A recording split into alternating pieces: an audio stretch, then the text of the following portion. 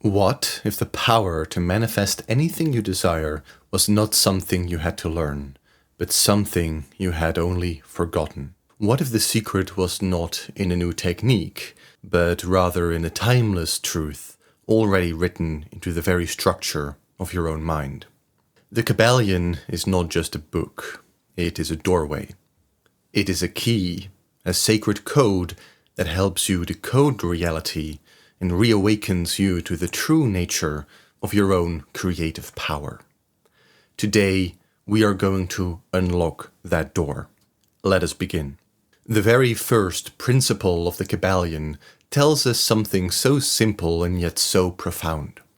The all is mind. The universe is mental. Pause on that. Contemplate it. This is not some metaphor, it is not philosophy. It is quite literally truth. The world you experience, what you call matter, time, space, circumstance, all of it is a projection within consciousness. It is not outside you, it is within you. And that within is what is real. You are not in the world is in you. When you understand this, something begins to shift. You stop reacting and you start creating. You start realizing. Manifestation becomes no longer an effort of will or struggle, but it becomes an act of remembrance. You are not trying to make something happen. You are instead allowing what already is to be seen, to be accepted, assumed, and embodied.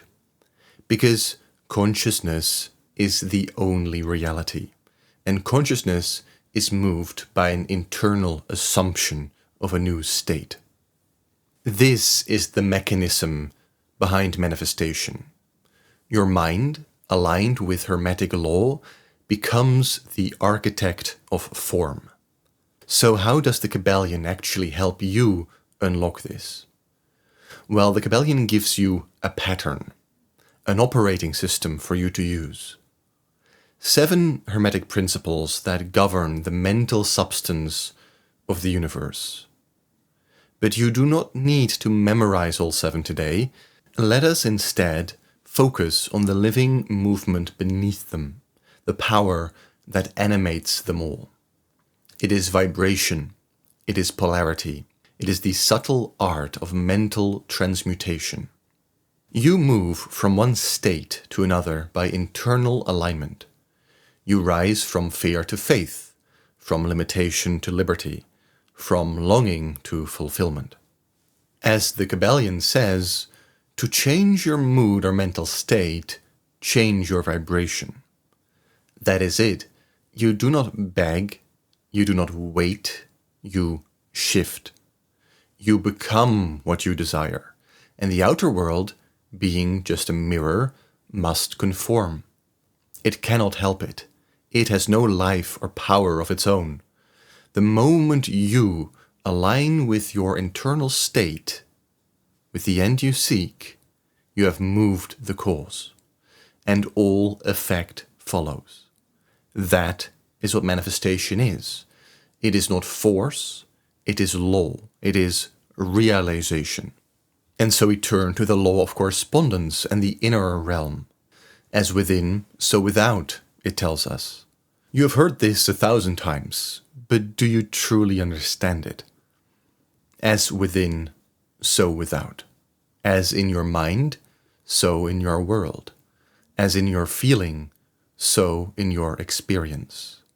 You cannot manifest wealth while embodying lack. You cannot manifest love while assuming unworthiness. The outer always matches the inner. Not sometimes, not maybe, always.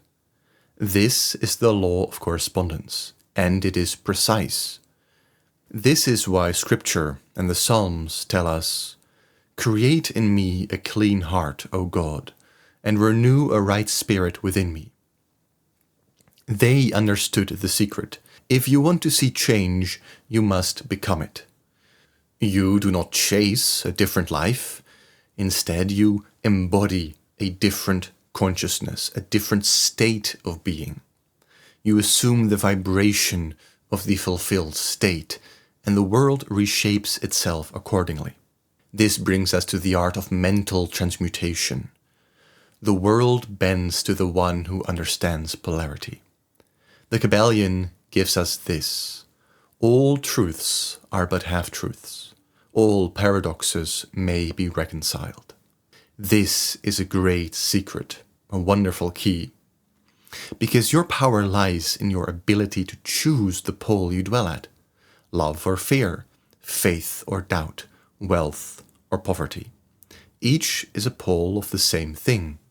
And the one who knows how to transmute inner states, not through denial but through re-identification, becomes a master. How? Well, by no longer identifying with the effect, but returning to the cause. By recognizing that the feeling you entertain is your decree. It is your spiritual signature, and it summons, it creates, it realizes after its kind. You do not change your life by wrestling with shadows. You change it by turning on the light. You imagine a new thing, you feel it real, you walk in it, and it becomes flesh. And this is the importance of the still point, living from the end. All manifestation is the result of assuming the end as now. This is the teaching buried in all sacred texts. In Isaiah it tells us, "Before they call, I will answer. While they are yet speaking, I will hear." Do you hear that? Before you ask, it is done. While you are yet speaking, it is accomplished. This is not futuristic thinking. It really is a present tense realization. You must stop waiting for it to come, for it to arrive, for it to be attracted by you somehow. Instead, begin walking as if it is already here. Feel the end. See from it, not toward it. Think from it. Be from it. Dwell in that state of consciousness. And that is exactly how manifestation moves from thought to form, from unseen to seen. Not by effort, not by struggle, not by battle, but by internal alignment. This is the law. Now remember who you are. You are not the shadow, you are the light. The Kybalion does not teach you something new. It reminds you of what you already are. A creator, a being of mind and spirit, reflection of the all. All manifestation power begins with that recognition. You are not separate. You are not a victim of fate. You are not waiting on some outer permission. You are the operant power, the one who chooses, feels, assumes, and gives life. To forget all this is to live asleep. And sadly, many people are asleep. To remember it is to awaken. You are not here to study truth, you are here to become it, to express the divine through your own imagination, to speak the word, to see it manifest. So now I ask you, what would you create if you knew that you could not fail? What would you imagine if you truly believed it would be done unto you exactly as you believe? What would you become if you remembered who you are? You do not need to force it. You only need to feel it, assume it, trust it, and walk in it. Because manifestation, realization, is not a question of if, it is a question of when. And the when is determined by your willingness to become it now. You have been handed the key. The rest is up to you. If this teaching resonated with you, be sure to like, subscribe, and explore more teachings on how to master your reality in the links in this video description. Thank you, and take care.